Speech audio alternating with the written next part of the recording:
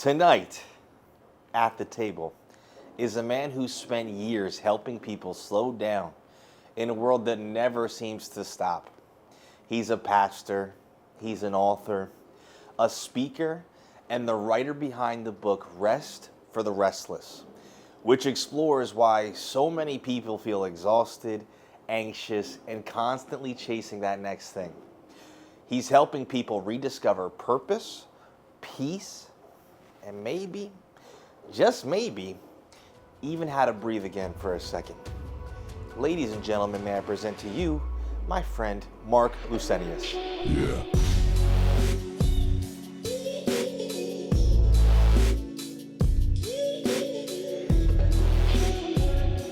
Mark, my good buddy, thank you very much for joining me this evening. It's an honor and a pleasure. We already got our food, so We're all set. First things first, why don't you tell everybody who you are? Just introduce yourself a little bit and let them know a little bit about you. Sure. I'm a regular customer here. That's probably the first thing I need to say. I'm a regular guy. My name is Mark Lucenius, and I'm a pastor at 938 Church right here in town. We launched our church a little bit before the pandemic, and our office has always been within striking distance of Market Street Grill. Recently put out a book called Rest for the Restless, and glad to hang out with you for the evening. Let's go. Where are you from, Mark? I grew up in New Jersey, Medford, New Jersey, and like with the Pineys. Pineys? Yeah, the Pineys. Like The people who lived in the Pine Barrens for multiple generations. Pine Barrens? Yeah, those like Pine from The Barrens, Sopranos? Yeah, those guys. Yes. They lost the Russian guy out there? It's iconic, that Yeah, location. it might have been my backyard. Yeah. Okay, from Jersey, now you migrated to southeastern Pennsylvania. Yeah. How long you been in this area? Chester County for 25 years. Okay. So we're Downingtown, yeah. Kennett, Westchester the last 8 years. So we adopted you. Yeah, man. You're one of us. Yeah, Cheers. thank you, buddy. Took a long time. Pennsylvania people, they don't just bring you in that early. Well, especially Takes from a New while. Jersey. Yeah. Yeah. We gotta vet you out first, dude. You kidding me? Nice. What? Well, I'm most excited. I mean, you and I have gotten to interact a bunch, and it's funny because one of the core things that when I think about you were at my birthday party a couple years ago, and you gave me such an excellent book. Oh, yeah. Yes, the book about opening doors, going through the doors that God opens for you, just the doors of life. All the places we'll go. Yep. That book hit hard for me. Oh. And so I think about this, I'm like, man, this guy knows a thing or two about what I should be reading. And then you tell me you're writing a book. Yeah. So I'd love to learn a little bit about the process, Writing a book, it sounds like such a cool feat to accomplish. How did all this come about? Sure. Where do you want to start? Do you want to start with the book or the ideas around the book? I don't know. Take me back to when you were sitting on the couch or wherever you were sitting, and you're like, I should write a book. All right. Whew. That was a long time ago when I actually did something about writing a book. This is what happened. We were putting together a message series on rest for people. People are tired. Coming out of the pandemic, everybody just seems so tired. And I had hit a wall burnout about 20 years ago, and I wasn't going to make it in ministry. And I had to learn some things about how to carry my leadership, how to do my work without burning out. And so I made some changes back then, and I've had some challenges, but the decisions I made back then set in motion some things that enabled me to get through some challenging times. And so I put together this message series, and I said, you know what? This would be really easy. 4 sermons, turn it into a book. A year and a half later, I'm like, okay, now I'm going to do it. And I decided I was going to do it, and it wasn't as easy as I thought it would be. But it went a lot easier than I expected. Here's what I had 1,000 fits and starts, and then I got a guy who said, look, just read my email every single day and do what I tell you to do. He sat me down, and I wrote for 25 minutes for 2 blocks for 20 straight days. I got 80% through the book. That was the easy part. Then I had to work on some editing, and I had to get some help. Okay.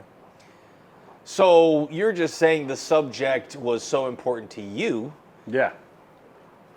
and you initially thought that it was going to be more of a brief thing. Yeah. But then Oh, yeah. you said 4 sermons, and then here we have a book now. Yeah, we have a book, yeah.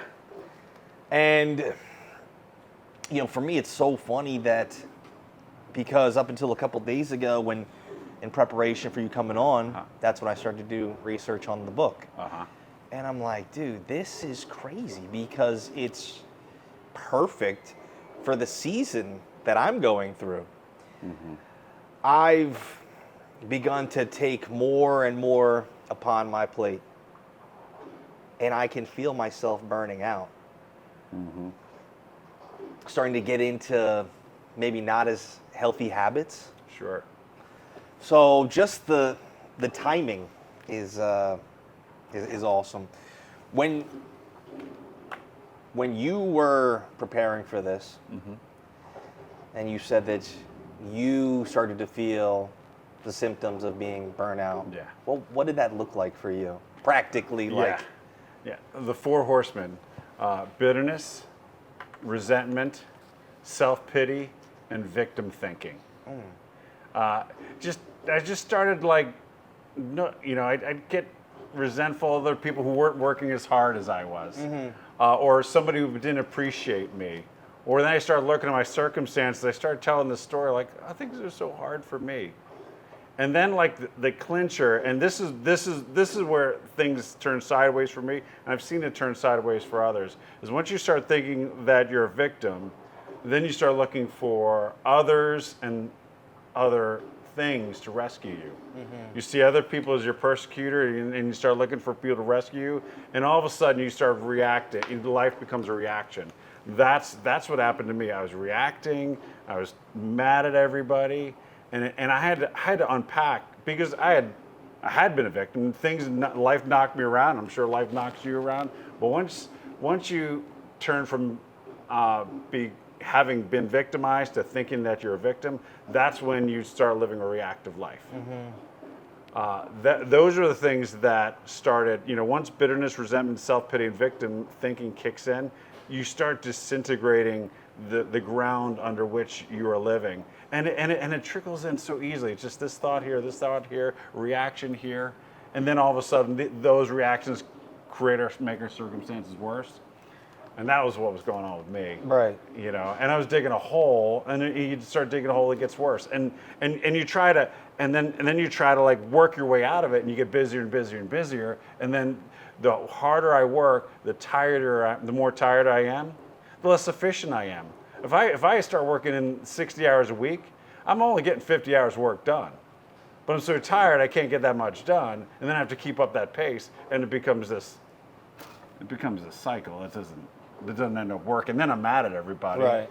So was it when you started to feel the bitterness and stuff, you're like, I actually have to do something about this? Yeah. I realized, here's the thing, I'm a pastor, I'm saying, hey, look, there's a great life that God has for you. And I'm mad at everybody. Come on, man. I swear it's there. You could be happy like me. and I started saying, okay, what am I believing?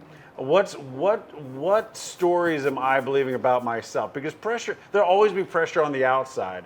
But what I didn't have is an understanding of who I was on the inside to be able to manage what was coming at me from the outside. So how do you get to know yourself on the inside better? Well, there needed to be a sense of orientation. A long time ago, I interacted with a guy named Gordon MacDonald, who talked about the difference between being called and being driven. Driven is almost always a response to your circumstances, or it might even just be a response to my own ambitions and drive, right? But once you're driven for a while, you start looking for this thing called balance, right? I need to balance that, right? But when you end up just balancing everybody's desires and interests and whatever you might think, when you have a sense of calling, then you start responding to the calling. You're a son, you're a friend, you manage a business, you have a podcast, you have multiple callings. And if there's one caller, if God's that one caller and He's called you to all those things, he can handle the outcomes. Right. He can take care of the outcomes. You just need to do what he calls you to do. And part of that calling is rest. And so what happens with what I did with the book is I built a vision that God has when it comes to rest that enables fundamentally, the fundamental call is to enjoy the life he's given us, to enjoy the relationship he has with us. And when that's built in, we have an alternator that can keep us strong, keep our souls, our body, soul, mind, spirit restored and engaging. And sometimes we're called into really difficult things. There's people who are called into much more difficult places in this world than Chester County. I'll say. Right? But and if they can find in God what they need to sustain that calling, so can I in the 14 things I feel like I'm called to do as well. Man, do you think that there is some correlation, a difference between people who are ambitious, who feel the need to keep trying new things? Yeah, what do you think about those? Because that's really what it is for me. You know, I feel called. I feel like I have a gift. Yeah. So at a certain point, it almost feels like a duty that I have to be doing these things. It's almost like I need a different why. One of my favorite stories in the book is a story about Cain. You know, remember the story of Cain and Abel? And Cain's coming out of a lot of brokenness. He had this unbelievable fail in his life. He killed his brother, right? But then he goes off and builds a city. He goes off, I mean, he was a really accomplished person. He did a lot of good things for a lot of people. But he continued to talk about being this restless person without a home. The story of the book is how we find our home in God and how our restlessness finds its rest in him. And quite oftentimes when you find your way back to God, you find a God on mission. God's way more ambitious than any of us. Jesus was quite ambitious. He wanted to, redeem the entire world, but never was crushed under the stress of it. And so he says, "Come to me, all who are weary and heavy laden, and I will give you rest. And learn from me." And so the idea is that coming to God isn't like leaving your ambitions at the door. It's actually activating those ambitions that he has put in you, but learning his way and his pace towards the outcomes, right? Because what is it? You know what gets me fired up is I need a certain outcome, right? And because I need that certain outcome, I get myself driven towards that outcome. And when I get driven towards that outcome, all of a sudden we're exhausted because we need to see that outcome, right? When we can trust God with the outcome, we can also trust him with the process and his pace.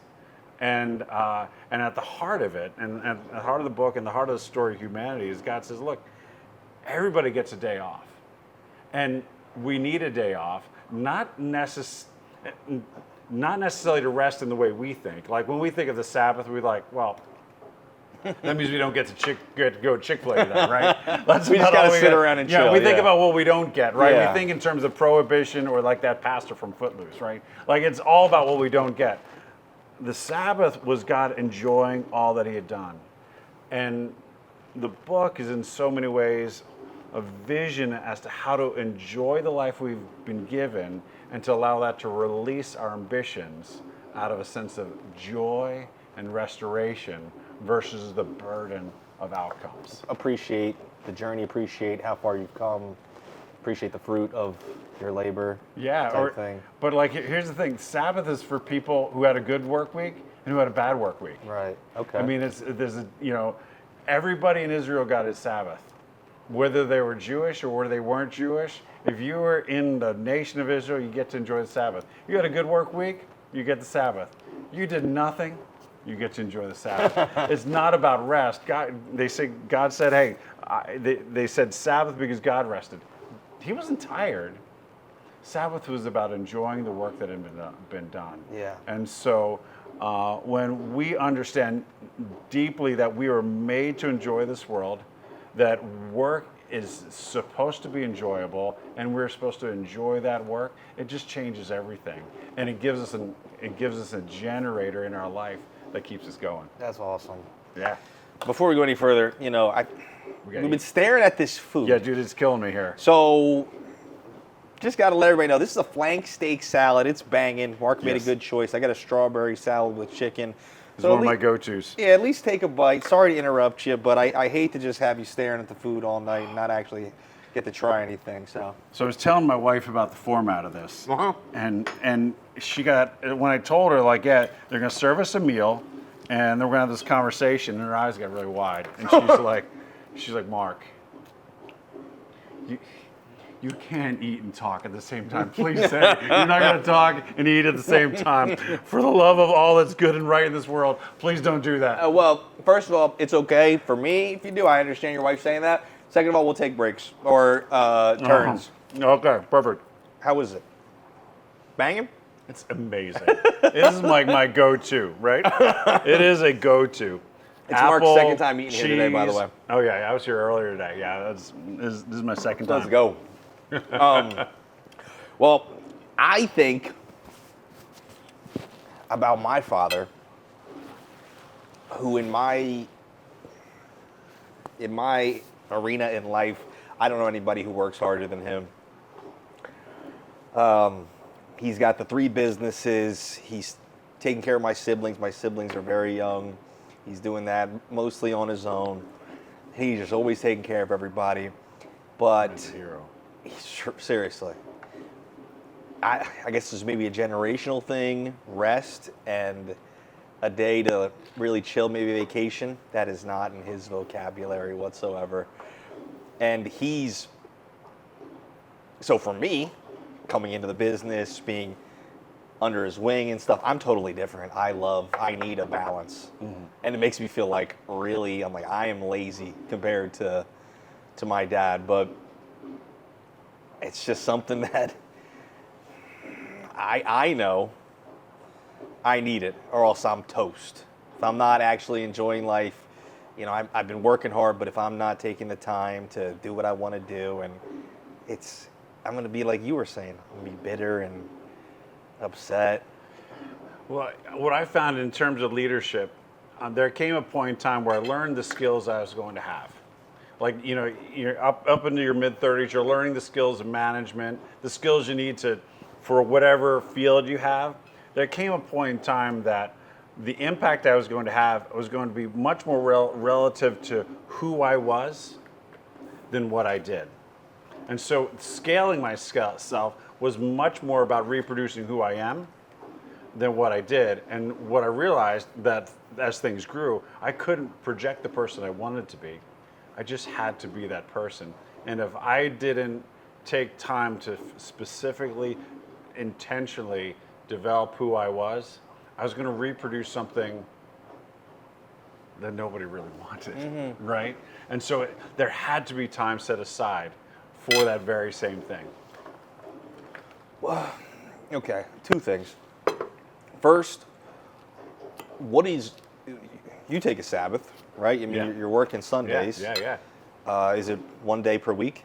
I suggest 24 hours. Uh-huh. 24 hours. For me, it typically looks like, after done Sunday stuff, for 24 hours into Monday. Okay. A lot of folks, what they do, it might be like Saturday night. They're getting stuff done for their family, whatever, working in the yard, and it could be like Saturday night 6 o'clock to Sunday night 6 o'clock. There's a lot of different ways to make that thing. So for me, it's on Mondays. I don't leave the house at all, but I'm just sitting around. How do I, when I'm just chilling, really think? Because what you said is it's not just because we're tired or whatever, it's to appreciate. Mm-hmm. Is there like a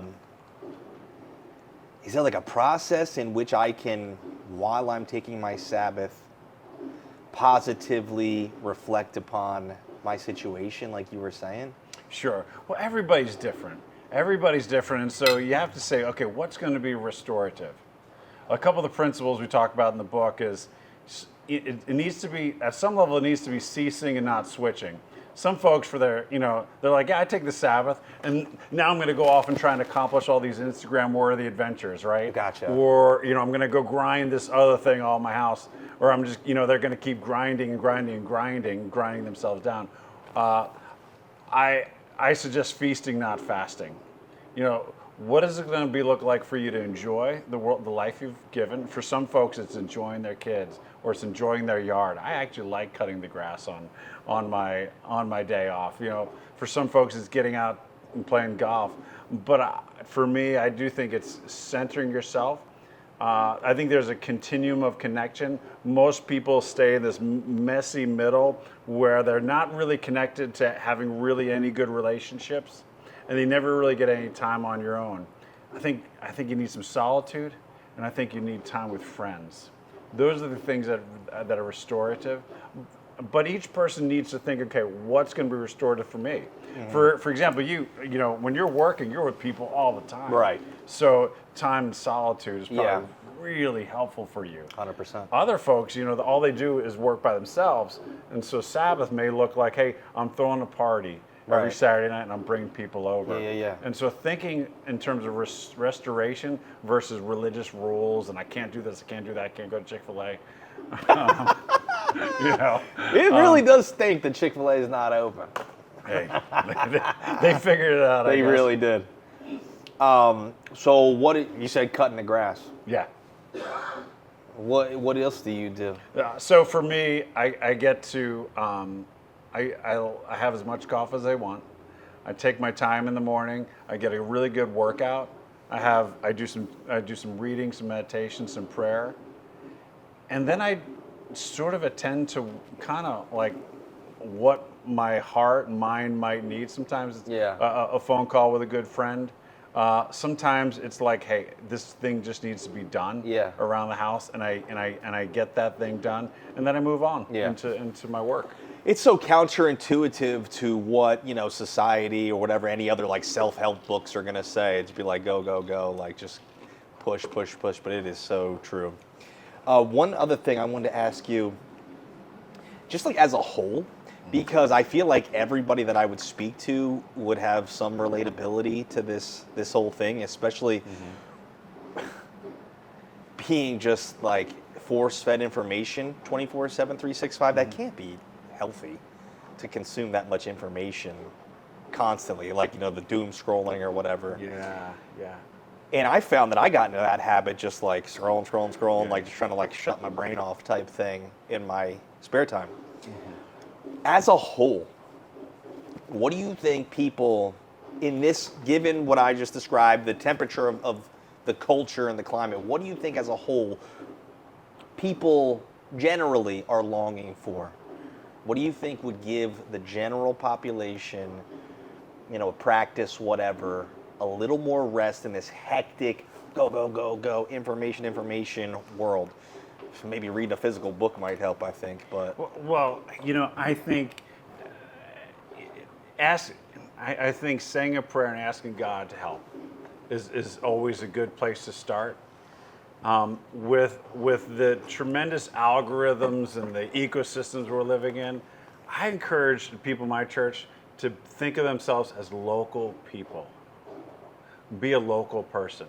When you're with somebody, be with that person. Don't be with the globe through your phone. Yeah. And when you think of problems in this world, think of the ones that you're able to actually be a part of solving, which are local problems. So many people spend so much energy thinking about political problems or global problems, and actually they have an awful lot of talent that could be addressed, that could be used locally, maybe even just to help one person. Sometimes the best thing to do when you're doom scrolling is just text a friend and say, hey, how you doing? Yeah. And start getting yourself where your feet are, and getting yourselves local. And oftentimes when you're looking at somebody who might disagree with you locally, all of a sudden flesh and bones it just changes everything. So different. Right? And when we think of ourselves as local people with a certain group of people, whether it's family, friends, co-workers, and when we look at our problems that way, they don't seem as overwhelming, right? When you import everything else that's going on in the world, it's just crushing, and that's exhausting. It's too much. It's too much. There's so many problems in this world. I'm not really going to move the needle out there, but across the table, that could help. Yeah, nor are we even supposed to be. As you're saying, I'm like, yeah, it's true. Why would human beings be built to worry about all of these things? Somebody has to, and I'll pray for that person, right? Yeah. But it's their job to trust God with that problem. Jesus says, don't worry about tomorrow. Tomorrow has enough problems of its own. Worry about today and the place you are. Right. Can you explain storylines with no resolution? Storylines with no resolution. Yeah, did you say that? Yeah.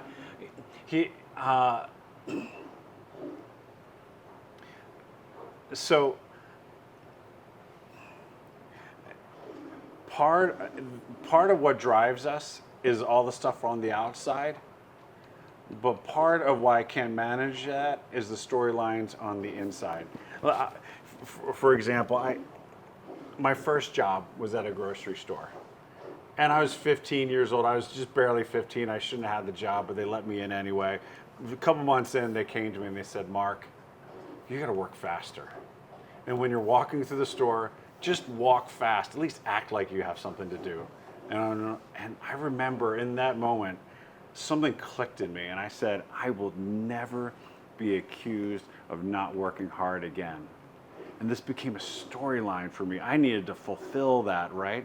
And so I take that into other realms, whether it's my marriage or into the ministry, and I have to portray myself as working hard. I have to portray it to myself. It may or may not be true, but I should look like it. I should at least walk fast, right?